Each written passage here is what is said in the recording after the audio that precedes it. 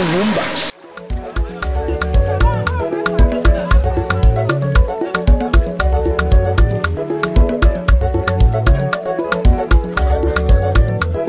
Odima Igbo Igbo dalụ.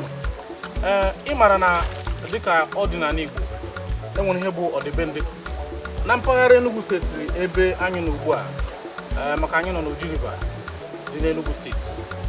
Ọ dịkwa etu ahụ n'ebe ndị ọzọ dị iche iche. Ọ bụrụ na ị gafere etu a agụụ na agụụ ị bịa na mmiri ebe edenyere abacha etu a ihe nchi n'aka bụ abacha amami ndị oyibo na-akpọ ya mana ọ bụrụ na ị bịa na mmiri ebe edenyere abacha etu a wee chiri n'ime taa ya ọ agụụ na agụụ na Igbo ọ bụghị ochi nke bụ ochi bụ na iburu nkata ya etu ọ dị nke a bụ nkata bekee mana enwe ebe ọ na-abụrụ ejiri nkata Igbo mee ya ọ bụrụ na i buru nkata ya wee pụọ ejide gị ime na-arụ mana ị bịa kporie etu a taa ya na agụụ ọ bụghị ochi na Igbo.